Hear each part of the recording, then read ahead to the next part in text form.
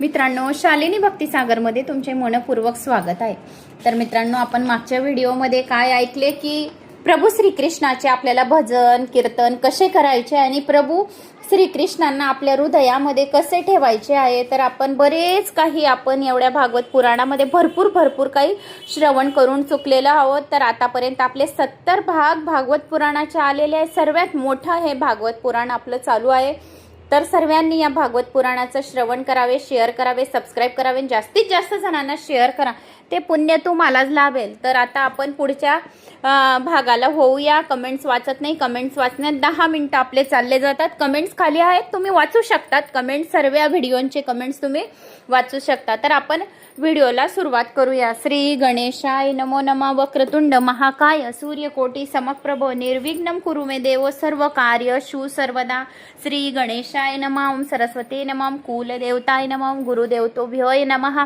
ओम शांताकारं भुजगशयनं पद्मनाभं सुरेशं विश्वाधारं गगनसदृशं मेघवर्णं शुभांगं लक्ष्मीकान्तं कमलनयनं योगिर्ध्यानज्ञं वन्दे विष्णु भवभयहरं सर्वलोकैकनाथं निवासं। श्री श्रीनिवासा की जय। कोल्हापूर महालक्ष्मी माता की जय।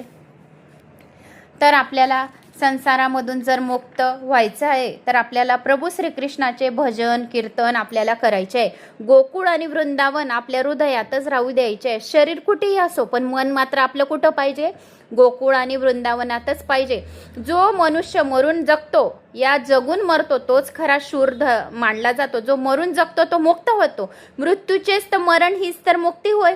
गोपी घरकाम करत असताना सुद्धा कृष्णात इतक्या तल्लीन होऊन जात असत की म्हणजे सांगणं सुद्धा मुश्किल आहे। चुलीत लाकडाप्रमाणे ते बोलणेही जाळून टाकत असत। काळाने धक्के मारून बाहेर काढावे आणि आम्ही रडत रडत संसार सोडावा, यापेक्षा वेळेवर सावध होऊन समजून उमजून संसारातून मुक्त होणे हे चांगले आहे। जर आपल्याला काळ घ्यायला आला तर आपल्याला तर जायचंच आहे।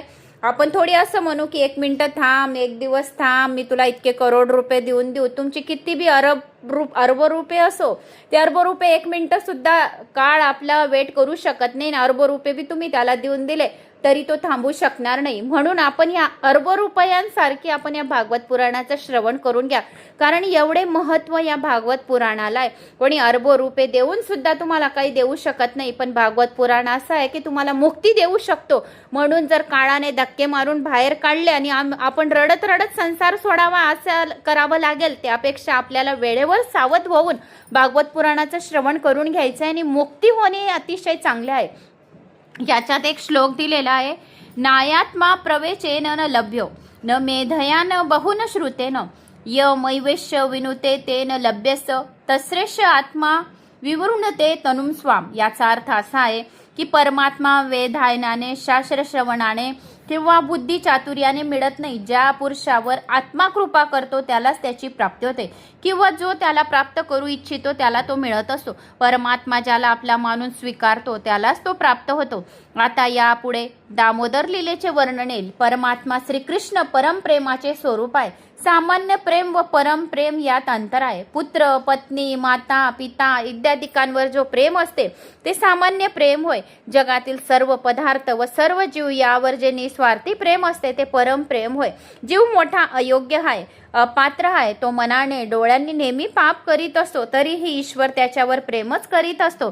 ईश्वर जीवावर प्रेम करतो, त्याच्यावर प्रेमाचा वर्षाव करतो आणि त्याच्याकडून प्रेमाची अपेक्षा करतो। ईश्वर प्रेमानेच वश होऊ शकतो, धनाने देव वश होत नाही। आताच मी तुम्हाला सांगितलं एक गोष्ट की आपली काळाची आपण कितीही अरब रुपये देऊन दिले, यमदेवता जर आपल्याला घ्यायला आला तर देऊ शकतो का? आपण अरब रुपये तो घेणार नाही, 1 मिनिट पण आपल्याला देणार नाही आणि यमदूत तर आपल्याला हातात लावणार नाही। आपल्याला श्री विष्णूचे दूत, श्रीकृष्णाचे दूत, शिवाचे दूत घ्यायला येतील। आपण विमानांमध्ये बसून जाऊ, आपल्याला काही यमदूत वगैरे काळ वाळ काहीच नाही, पण आपल्याला भगवंत असं घ्यायला येईल विमानामध्ये, अशी आपली दिव्य ज्योत काढेल की आपल्याला येतं किंचित सुद्धा इजा होणार नाही आपल्या शरीराला।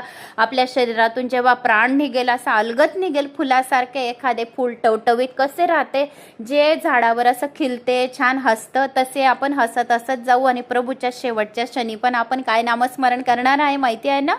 काय नाव घ्यायचंय आपल्याला? जय श्रीराम, ओम नमो भगवते वासुदेवाय नमः, ओम नमः शिवाय, शिव शिव। काहीतरी आपल्याला देवाचं नामस्मरण करता करताच आपल्याला जीव त्यागायचा आहे, प्राण त्यागायचा आहे, म्हणजे आपण खुशी खुशी भगवंताच्या चरणी जाऊ आणि मोक्षाची प्राप्ती होईल. म्हणून देवाने धनाने देव वश होत नाही, कारण तो स्वतःच लक्ष्मीपती आहे, कारण लक्ष्मीचे पती आहे. धनाने वश होत नाही, श्रद्धा विश्वासाने भगवंत वश होतात. आपली श्रद्धा जर दृढ राहिली आणि आपली भक्ती जर दृढ राहिली तर भगवंत आपल्या वशमध्ये राहतात, धनाने होत नाही. जेव्हा शारीरिक बल, द्रव्य बल, ज्ञान बल इत्यादी सर्व पराभूत होतात तेव्हा प्रेमबलच जिंकते. प्रेमबल सर्वश्रेष्ठ आहे. प्रेमबळ परमेश्वराला वश करण्याचे साधन आहे. काही लोक विचारतात की देवावर प्रेम कसे करावे. आता खूप जण असे म्हणतात की देवावर कसे प्रेम करायचे, घरचे लोक आम्हाला सुख सुविधा देतात म्हणून आम्ही त्यांच्यावर प्रेम करतो. त्या प्रकारे समजावे, परमात्म्याच्या कृपेनेच तर आपण सुखी आहे, तर परमात्म्यावर आपण असंच प्रेम करायला पाहिजे. कशी आपण भक्ती करायला पाहिजे. आता प्रभूची आपण भगवान विष्णूचीच घेऊन घ्या या भगवान शिवाची घेऊन घ्या. उदाहरणार्थ तुम्हाला जे तुमची श्रद्धा असेल त्याचे तुम्ही करा. उदाहरण तुम्हाला समजवण्यासाठी सांगत आहे. भगवान शिव आहे. आता भगवान शिवाची कशी भक्ती करायची, या कोणत्याही देवाची, जो देव तुम्हाला आवडतो, या ज्याची तुमच्यावर श्रद्धा आहे, इष्ट देवता आहे, तर कशी भक्ती करावी.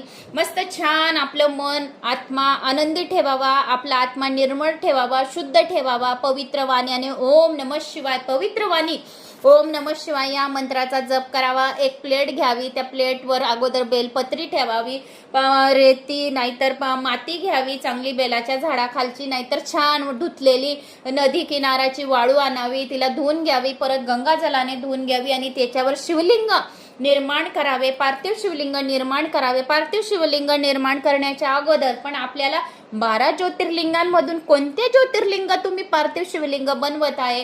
श्री सौराष्ट्र सोमनाथांचं, श्री शैल्य मल्लिकार्जुनम, उज्जैनी महाकाल ओंकार ममलेश्वरम, परल्यम वेदनाथांचं, डाकिनीयम भीमशंकरम, सेतुबंधेतु रामेश्वरम, नागेश्वरम दारुकामने, वाराणसी विश्वेश्वरम, त्र्यंबकम गौतमी तटे, हिमालय तु केदारम, घृष्णेश्वर शिवालय, एतानि ज्योतिर्लिंगानी सायं प्राप्त पठेत नर सप्त जन्म कृतम पाप स्मरण विनयेष्यति. तर तुम्ही 12 ज्योतिर्लिंगांमधून कोणती शिवलिंग स्थापित करत आहोत अगोदर हे तुम्हाला निश्चित करायचंय. महाकाल करायचे, सोमनाथ करायचे, केदारेश्वर करायचे, रामेश्वर करायचे, या काशी विश्वनाथ करायचे. तर मनातल्या मनात काशी विश्वनाथाचे स्मरण करावे.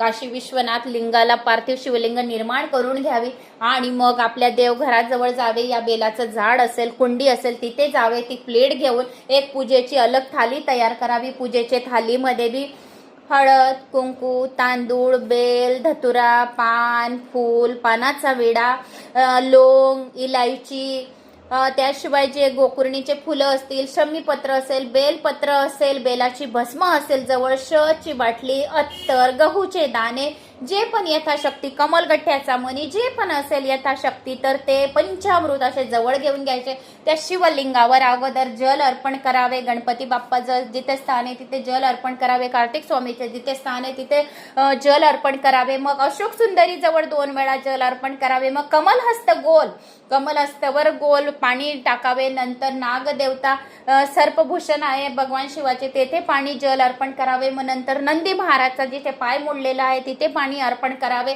आणि मग पाणी अर्पण केल्यानंतर परत दूध अर्पण करावे, पंचामृत अर्पण करावे. ते पंचामृत अर्पण केल्यानंतर परत जल अर्पण करावे. नंतर अष्टगंधक 3 बोटांनी लावे. काशी विश्वनाथाय नमः, यदीनाथाय नमः, कुंदकेश्वर नाथाय नमः, शंभेश्वर महादेवाय नमः, अष्टकेश्वर शंभेश्वर महादेवाय नमः, विश्वपरमेश्वर महादेवाय नमः, कुबेरेश्वर महादेवाय नमः. अशा महादेवांचं नामस्मरण नाहीतर काहीच नाही आलं तर ओम शिवाय नमः, ओम नमः शिवाय नमः काहीतरी असं बोलत बोलत मग अष्टगंधक, तांदूळ, तीळ, लवंग, मिरी, इलायची, बेलाची भस्म, लाल चंदन, पिवळे चंदन असे अर्पण करावे. अशोक सुंदरीचं स्थान आहे तिथे हळद, कुंकू, तांदूळ अर्पण करावे. नंतर बेलपत्र अर्पण करावे आणि मग फुलं असतील काही ते लावून घ्यावे. नंतर धूप, दीप, नैवेद्य जवळ ठेवावे. साखर, दूध नैवेद्य, गूळ, तूप, साखर नैवेद्य जवळ ठेवावे. आरती करावी. धूप कापूर झाल्यानंतर मग नैवेद्य भगवंताला ग्रहण करायला सांगावे. आणि भगवंताला जर वस्त्र असतील, वस्त्र आता कसे राहतात, वस्त्र आता जो आपला नाणा राहतो या व्हाईट त्याच्यामध्ये जे सूत येतं तर त्याचे 7 वेळा असे गोल गोल पंदी करून घ्यावे आणि भगवान शिवाला अर्पण करावे. जर आपण 7 पंदी सूत जर भगवंताला अर्पण केले तर आपल्याला सुद्धा स्वतःला वस्त्र प्राप्त होते. अशोक सुंदरीचं स्थान आहे, तिथे लाल नाणा अर्पण करावा, पार्वती मातेला वस्त्र अर्पण करावे, म्हणजे आपल्याला बी वस्त्र वारंवार भेट राहतात. अशा प्रकारे भगवान शिवाची पूजा अर्चना करावी. कमलगट्ट्याचा मणी असेल तो अर्पण करावा. श्रावण मास चालू आहे तर रुद्राक्ष अर्पण कराव्या. मनातल्या इच्छा प्रभूला सांगाव्या. अशा प्रकारे भगवंताची प्रभू भक्ती करू शकतो. तर हे काय आहे? आपले प्रेम आहे भगवंताच्या प्रती. आता प्रेमाचं तुम्हाला भावार्थ समजावून सांगितलं की देवावर कसे प्रेम करावे.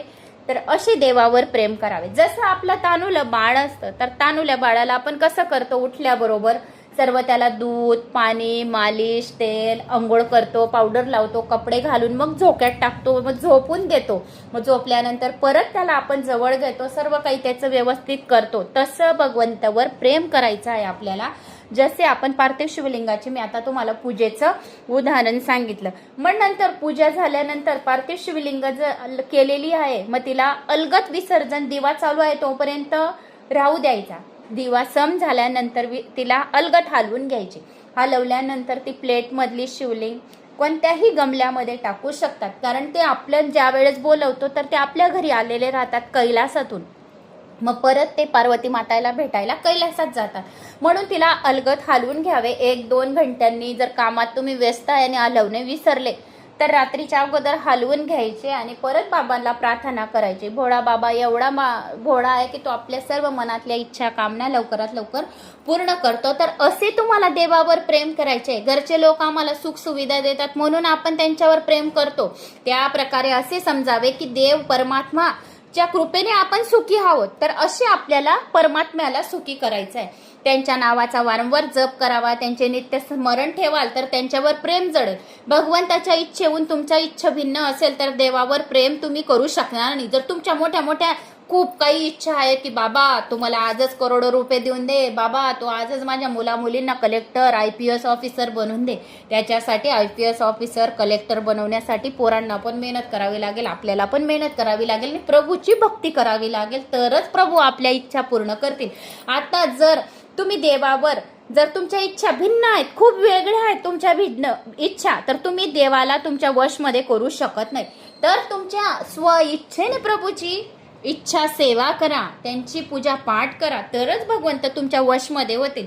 आपल्या इच्छेचा त्याग करून भगवंताची जी इच्छा आहे तीच आपली इच्छा समजायची. भगवंताला तर माहिती आपल्या हृदयात काय आहे आणि काय नाही, तर सर्व ओळखून घेतो, सांगायची गरज नाही. वैष्णव आपल्या इच्छेला देवाच्या इच्छेशी एकरूप करून देतात, तेव्हा ते म्हणून तर ते देवामध्ये एवढे लीन होऊन जातात.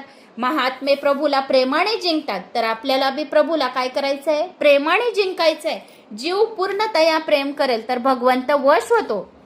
जर आपण पूर्णतः भगवंताला खूप म्हणजे प्रेम करत आहे, सकाळी उठल्याबरोबर चला पटकन उठूया, आळसपणा सोडला आणि पटकन डोळ्यात जाग आली, 4:30 वाजो, 5 वाजो, 6 वाजो की नाही मंदिरात जायचंय, वेळ होऊन जाईल, मला प्रभूला वेळ भेटणार नाही, जर असे तुम्ही म्हणणार तर तुमचे बरोबर प्रभू जवळ तुम्ही जाणार. कारण जसे आपण प्रभूंची वाट बघत असतो मंदिरात जाण्यासाठी, ते सुद्धा वाट बघत असतात की माझा हा भक्त आज अजून आला नाही, पाणी टाकायला अजून आला नाही.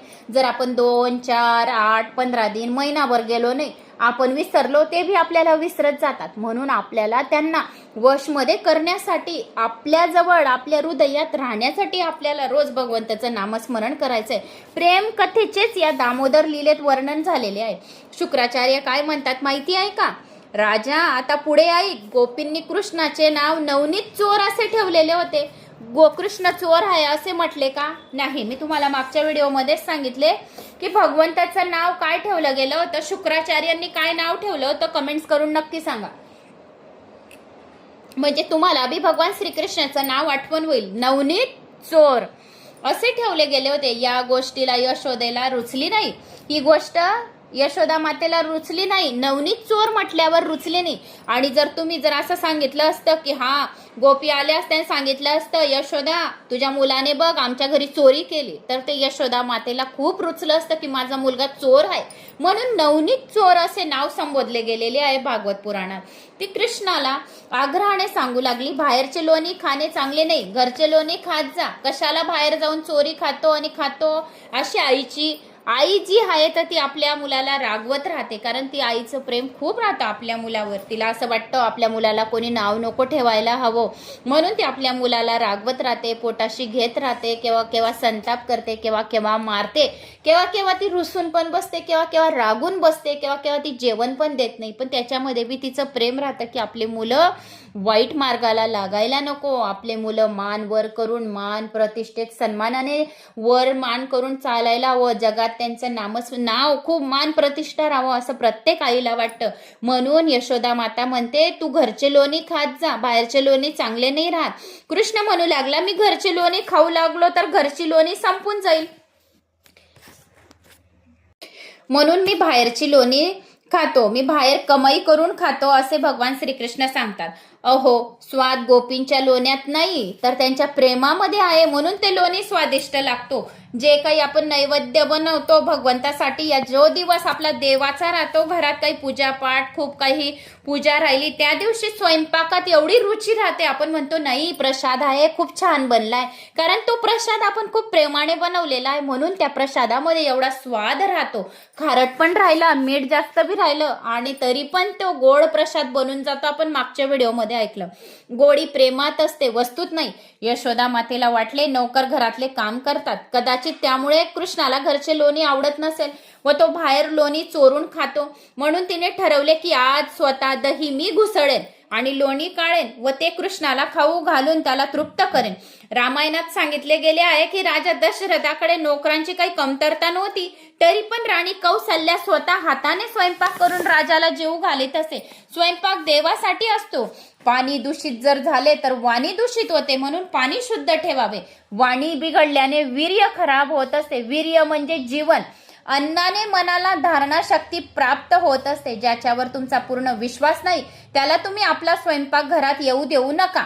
जर तुम्हाला विश्वास नाही की याची थिंकिंग काय आहे, हे कसं स्वयंपाक करेल, कारण त्याची जी थिंकिंग राहील तीच जेवणात येणार आहे. म्हणून राम रक्षा स्तोत्र या भागवत पुराणाचं श्रवण पठन करावे, व्हिडिओ लावून द्यावे. शिवलीला अमृताचा 11वा अध्याय, देवी भागवत पुराण, गणेश पुराण, भरपूर पुराण आहेत. तर स्वयंपाक करता करता कोणतेही पुराण लावून दिले तर आपल्या जेवणामध्ये रुची येईल, अन्नपूर्णा माता विराजमान होईल. म्हणून तुम्ही जसे स्वयंपाक करता करता विचार करणार तसेच अन्न पोटात जाणार, आणि तेच निगेटिव्ह विचाराने जर तुम्ही खाल्ले तर तुमचे कामांमध्ये बी निगेटिव्हच ऊर्जा प्राप्त होईल. म्हणून स्वयंपाक करताना केव्हाही आपल्याला पॉझिटिव्ह ऊर्जा आणि पॉझिटिव्ह विचार करतानाच करायचा आहे, म्हणजे सर्वांची प्रगती होण्यासाठी मदत होईल. स्वयंपाक घरात ज्याच्यावर तुम्हाला विश्वास नाही त्याला येऊ देऊ नका. जरी तो आला तरी अन्न पाणी दूषित होऊ देऊ नका. त्याला आपल्या अन्नाला हात लावू देऊ नका, आपल्या पाण्याला हात लावू नका देऊ. एके दिवशी सर्वच नोकर घरातील दुसऱ्या कामात गुंतले होते, म्हणून यशोदा मातेने आपल्या हाताने दही घुसळून लोणी काढून लालाला देण्याचे ठरवले. माझा लाला पुन्हा कधीही दुसऱ्यांच्या घरची लोणी चोरी करून खाणार नाही. आणि मग तिला असे वाटले. सकाळी लवकर स्नान करून पिवळे रेशमी वस्त्र नेसून यशोदा माता दही घुसळायला गेली. वस्त्र वासनेचे प्रतीक होते. वस्त्र काय होते? वासना होती त्या वस्त्रांमध्ये. रेशमी वस्त्र सूक्ष्म वासना आहे. वासना नसेल तर शरीरही राहणार नाही. वासना नष्ट झाल्यावर जीव ईश्वराशी एकरूप होऊन जातो. सामान्य व्यक्तीच्या तुलनेत वैष्णवाची वासना दिव्य ठरते. मन पूर्णतः वासनाहीन झाल्यानंतर ईश्वराशी जाऊन मिळते. स्वतः सुख भोगण्याची इच्छा बाधक असते. दुसऱ्यांना सुखी करण्याची इच्छा धरावी. सुखाचा स्वतःच भोग घेण्याची इच्छा असणारा इंद्रियांचा दास असतो. म्हणून दुसऱ्यांना सुख द्यावे. दुसऱ्यांना सुख दिले म्हणजे आपल्याला बी लवकर सुख प्राप्त होते. भगवत सेवेमध्ये देह झिजवा. शरीर घामाने भिजवतो तोवर देवाची सेवा करा. मंदिरामध्ये जा, झाडू पोछा करा, शिवलिंगाला चांगले धुवा, वरची जे घागर आहे तिला धुवा, नागदेवतेला धुवा, जे नंदी महाराज बसले त्याला धुवा, चांगले साबणने रगडा, दूध आणि साखरेने त्यांना चांगले रगडा आणि चांगले जोर लावून मस्त मंदिराला स्वच्छ करवा. घाम निघायला हवं देवाची पूजा करताना. देवा कारणी न झिजणारे शरीर व्यर्थ आहे. जर देवाच्यासाठी तुम्ही शरीर झिजत नाही आहे तुमचं, तर ते शरीर व्यर्थ आहे. हे शरीर श्रीकृष्णाचे आहे, श्रीकृष्णासाठी आहे. हे शरीर धर्मक्षेत्र आहे. धर्मक्षेत्र अर्थात विष्णू क्षेत्र रूपी हा देह उपयोगासाठी नाही. यशोदा मातेने शरीराने सेवा केली. शारीरिक सेवा तर करावीच लागते, पण मनाने जर सेवा न घडली तर आनंदाचा लाभ होणार नाही. सेवा करता करता डोळे पाणावले पाहिजेत, हृदयाला पाझर फुटला पाहिजे. सेवा आनंदाने केली पाहिजे प्रभूंची. अशी सद्भावपूर्वक जर भक्ती करणार तर आजकाल फार कमी आढळतात. मी जे तुम्हाला सांगत आहे, तर अशी सेवा करणार तेव्हाच हृदयामध्ये देव विराजमान राहतील. सेवारत यशोदाच्या डोळ्यात व हृदयातही श्रीकृष्णच आहे. दही घुसळताना तिची दृष्टी श्रीकृष्णातच स्थिर होत असते. कामकाज करताना आमची दृष्टी यशोदेप्रमाणे कृष्णाकडे लागलेली असावी. प्रपंच व्यवहार सुटत नाही आणि सोडायचे सुद्धा नसतात, पण व्यवहार करताना परमात्म्याची आठवण ठेवावी. आपले लक्ष कधीही विसरू नये. सर्व संत महात्म्यांनी काही ना काही व्यवहार करायला सांगितलाय. कामकाज करणे दोषास्पद नाही. कामधंदा करताना भगवंताला विसरणे हा अपराध आहे. या जगात कुणी केवळ धनासाठी जगतो, कुणी स्त्रीसाठी जगतो, कुणी संपत्तीसाठी जगतो, तर कुणी पुत्र परिवारासाठी जगत असतो. पण असे जीवन इष्ट नाही. पैसा नव्हे, देव पाहायचा आहे. आदर्श लक्ष ध्यानात ठेवून केलेला व्यवहार असत भक्ती आहे. व्यवहार शुद्ध असेल तर भक्ती घडेल. लक्ष विसरून केला गेलेला व्यवहार बाधक होतो. देह विसराल तर 84 लक्षांच्या फेऱ्यामध्ये फसणार. जर तुम्ही तुमचं जे काही देह आहे की आपल्याला प्रभू भजन करायचे नाही, पुराणांचं श्रवण करायचं नाही, तर परत तुम्हाला जन्माला यायचं आहे आणि 84 लक्ष योनीमध्ये तुम्हाला जन्म घेऊन मगच मुक्ती मिळेल. त्यापेक्षा आपल्याला हे भागवत पुराण ऐकूनच मोक्ष प्राप्ती करा ना. 84 लक्ष योनी सूक्ष्म जीवांमध्ये एवढे शरीराला कष्ट देण्यापेक्षा भागवत पुराणाचं श्रवण करा. व्यवहार करताना दृष्टी फक्त भगवंताकडे स्थिर ठेवली पाहिजे. ज्या वेळेस आपण पूजा करतो तर फक्त भगवंताच्याकडेच बघितलं पाहिजे. तीच भक्ती खरं ठरेल आणि तोच व्यवहार खरं भक्ती ठरवतो. यशोदा माता आहे पुष्टी भक्ती. पिवळे वस्त्र आहे वैष्णव भक्तीचे प्रतीक. संसार आहे घागर, रवी आहे लावून प्रेम, नवनीत काढायचे आहे. परमात्म्याची मागणी आहे प्रेम घरचा कामधंदा करताना यशोदासारखे मुखात प्रभू नाम आणि डोळ्यात प्रभूचे रूप असावे. पुष्टी भक्तीत भक्ती आणि व्यवहार हे भिन्न नसतात. भक्तांचा प्रत्येक व्यवहार भक्तिमय असावा लागतो. जे काही काम करायचे असेल ते प्रभूची आज्ञा मानून करा. कामधंदा करता करता दर 5-10 मिनिटांनी भगवंताचे रूप आठवण करत जावे. जोपर्यंत व्यवहार पूर्णतः शुद्ध घडत नाही तोपर्यंत खरी भक्ती घडू शकणार नाही. व्यवहारात छळ कपट असत्य असू नये. यशोदा मातेची दृष्टी नेहमी भगवान श्रीकृष्णाकडेच लागलेली असायची. भगवंताचे स्मरण करीत करीत मातेचे हृदय द्रवित झाले. वक्षस्थळाचे वस्त्र ओले चिंब झाले. 12व्या अध्यायात सांगितले गेले आहे की भगवंताच्या कुंडलीत साख्य योग आहे. हा यशोदेचे नव्हे भक्तीचा शृंगार आहे. साख्य योगाची साथ घेतल्याशिवाय भक्ती घडू शकत नाही. महाप्रभूंनी म्हटले आहे यशोदेचे कुंडल साख्य योग होय. साख्य योगाच्या साह्याने भक्ती स्थिर होते. दुःखाचा प्रसंग आला म्हणजे माणूस भक्ती करू लागतो, परंतु त्या भक्ती स्थिरता नसते. म्हणून साख्य योगाविषयी भक्ती अपूर्ण आहे. योगशास्त्र मनाला एकाग्र करते. योग मनाला एकाग्र बनवण्यासाठी उपयोगी आहे. शाक्य शास्त्राचा अभ्यास केल्याशिवाय चेतन आत्मा जड देहा वेगळा होऊ शकत नाही. साख्यशास्त्र मनाला शुद्ध करते. या दोहांची आवश्यकता आहे. जर भक्ती करायची आहे तर आत्म्याला शरीर पासून वेगळे करा व मन एकाग्र करा. शारीरिक आनंद आपला नव्हे. नेहमी विचार करीत चला की चेतन आत्मा व जड शरीर एक नाहीत, भिन्न आहे. दररोज मंगलगीते गायल्यानंतर कृष्ण उठत असे, पण आज यशोदा मातेची इच्छा होती की लोणी तयार झाल्यानंतरच कृष्णाला उठवावे. यशोदा माता दही घुसळण्यात तन्मय झाली. तिच्या मनात वाणीत हृदयात भगवान श्रीकृष्णच वसत होता. ही यशोदेची नवे भक्तीची कथा आहे. यशोदेचे मातेचे तन मन वचन एक झाले होते. ती मनाने वाचेने कर्माने ईश्वराची सेवा करीत होती. म्हणून श्रीकृष्ण स्वतः जागे झाले. दररोज कृष्णाला उठवण्यासाठी मंगलगीते गायली जात होती, पण आज त्याला उठवण्याचा उपचार करावा लागला नाही. अनन्य भक्ती कृष्णाला जागवते. श्रीकृष्ण आज आपणहूनच जागा झाला. कृष्णाला जगवायचे आहे. यशोदेच्या हृदयात वास करणारा कृष्ण जागला, पण आमच्या हृदयातला कृष्ण अजून झोपलेलाच आहे. त्याला जागवायचे आहे, ईश्वराला जागवायचे आहे. तर श्रीकृष्ण सर्वव्यापी ब्रह्म आहे. सर्वांच्या हृदयात भगवान श्रीकृष्णाचा वास आहे. तो सुषुप्त अवस्थेत आहे. त्याला जागवायचे आहे. यशोदा मातेप्रमाणे भक्ती कराल तर सुषुप्त कन्हैया अवश्य जागेल. श्रीकृष्ण अर्थात आनंद हृदयात. आनंद तर हृदयातच आहे. त्याला जागवायचे. जीव जगातील जड पदार्थ आहे. आनंदाचा शोध घेत असतो, म्हणून त्याला आनंदाची प्राप्ती होत नाही. जीवाला ईश्वराशी तन्मय करायचे आहे, अंतर्यामी निद्रेस्थित भगवंताला जागवायचे आहे. भगवंत जागे होतात जिकडे तिकडे आनंद पसरतो. खरा वैष्णवाच्या शरीरातून घामाच्या धारा वाहू लागतात, तेव्हा कुठे देव जागा होतो. वैष्णव जर दुःखी असेल तर कृष्ण सुखाने झोपू शकत नाही. शुद्ध प्रेम करणाऱ्याला परिश्रमाचा त्रास वाटत नाही. जर यशोदेसारखी सेवा कराल, तुमची भक्ती पाहून तुमच्या हृदयात झोपलेला कन्हैया अवश्य जागेल. यशोदे मातेची निष्काम भक्ती पाहून भगवंत सकाम बनले. भक्ती जेव्हा उजबळू लागते तेव्हा भगवंत सकाम कामस्तन्य बनतात. उपनिषद भगवंताला निष्काम दर्शवतात, तर शुक्राचार्य भगवंताला सकाम म्हणतात. ताम सतन्य काम असाध्य मंतनती जननी हरा. त्यावेळी भगवान श्रीकृष्ण स्तनपान करण्याच्या इच्छेने आईजवळ आला. यशोदे मातेने त्यावेळी दही घुसळत होती. तसे पाहिले तर ईश्वर निराहारी आहे, पण तर भगवंताच्या हृदयाची भावना आहे, भक्तांच्या हृदयांची भावना आहे. भक्तांचे हृदय जेव्हा प्रेमार्थ होते तेव्हा भगवंताला भूक लागते. कृष्ण जसा जागा झाला तसा तो आईला शोधत शोधत यशोदेजवळ येऊन पोचला.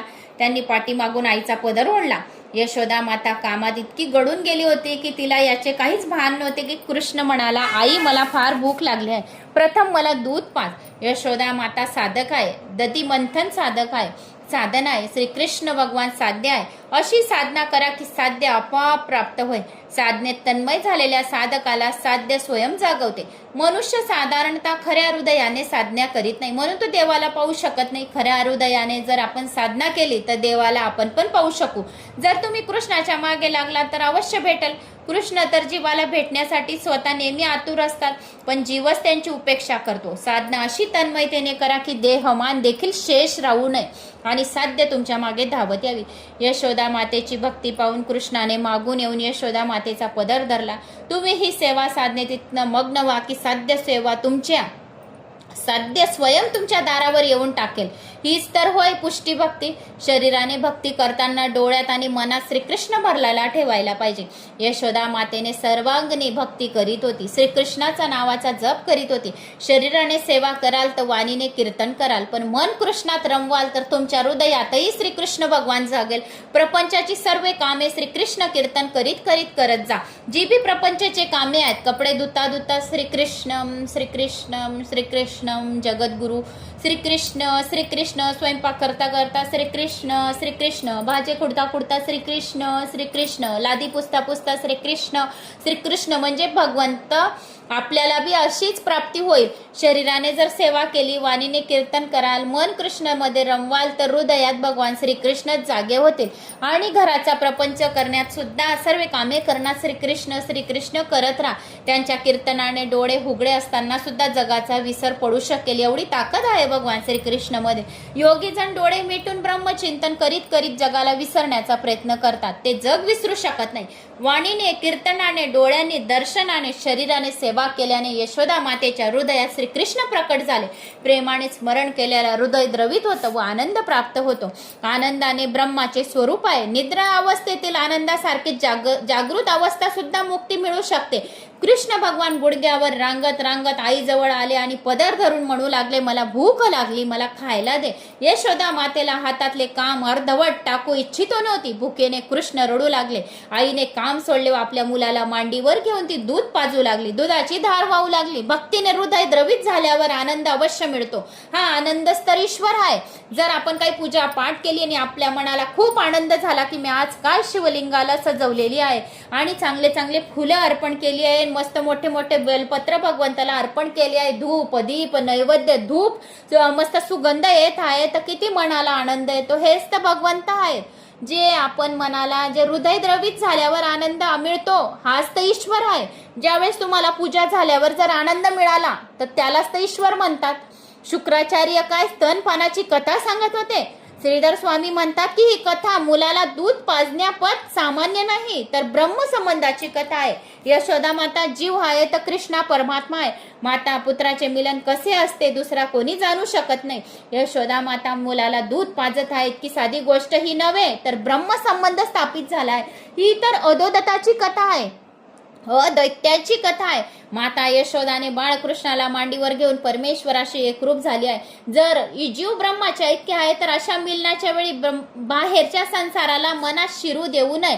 ब्रह्ममिलनाच्या वेळी ईश्वर मिलनावेळी सांसारिक विषयापासून दूर व्हावे। यशोदा मातेचे ब्रह्मसंबंध झाला त्यावेळी अलौकिक आनंदाची वृष्टी होत होती। स्तनपान करता करता कृष्णाच्या मनात आले की आज थोडी आईची कसोटी पाहू की तिला मी अधिक प्रिय आहे का, हा संसार अधिक प्रिय आहे आवडतो। आता भगवान श्रीकृष्ण यशोदा मातेची कसोटी घेत आहे आणि तिची अधिक लगट आहे माझ्याशी सांसारिक व्यवहाराशी।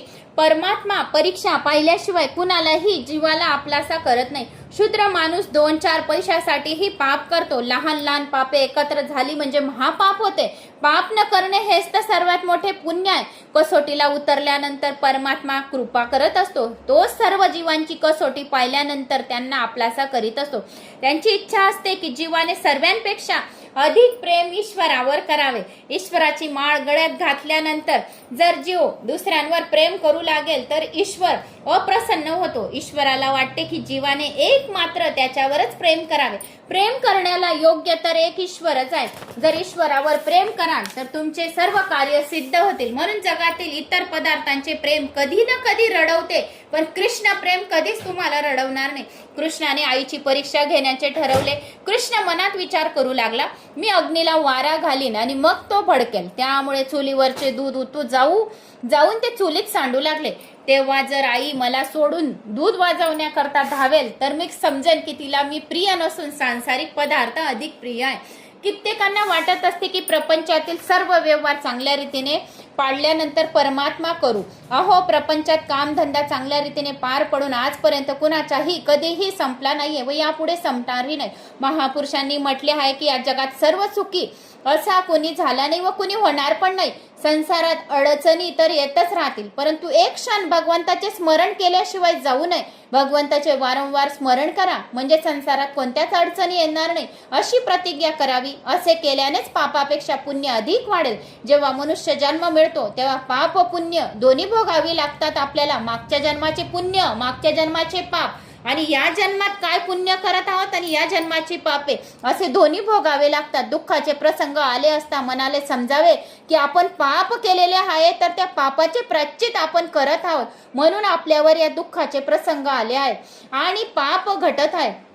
कृष्णाच्या आज्ञेने अग्नी प्रचलित झाला आणि दूध उतायला येऊन बाहेर वाहू लागले। असा खेळ सर्वांच्याच घरी दररोज चाललेला असतो। ज्या वेळेस आपण दूध ठेवतो आणि अचानक एक क्षण बी आपण इकडे तिकडे केले तर आपलं दूध लगेच खाली उतू जातो। विषय सुखाची उत्कंठाच तर दुधाची उत्कंठा होय।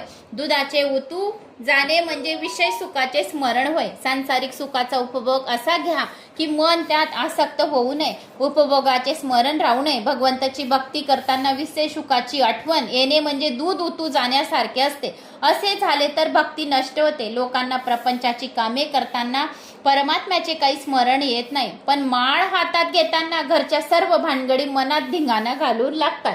ज्या वेळेस जर माळ जपेची घेतली त्यावेळेस सर्व काही मनात संसाराच्या गोष्टी येतात। काही लाभ होण्याची वेळ आली म्हणजे हटकून साधकाच्या मनात संसार येऊन उभा टाकतो। परीक्षा पाहण्याच्या दृष्टीने भगवंत अशी माया रचत असतो। तर अशी परीक्षा भगवान श्रीकृष्णाने आपल्या आईसाठी पण घेतलेली होती तर मी ती तुम्हाला सांगितली। तर मला अशी आशा आहे की तुम्हाला माझा हा व्हिडिओ आवडला असेल तर आवडल्यास लाईक, शेअर, सबस्क्राईब नक्की करा आणि माझ्या चॅनलला पुढे घेऊन जा। जास्तीत जास्त जणांना शेअर करा। जय श्री महाकाल। ओम नमो भगवते वासुदेवाय नमः।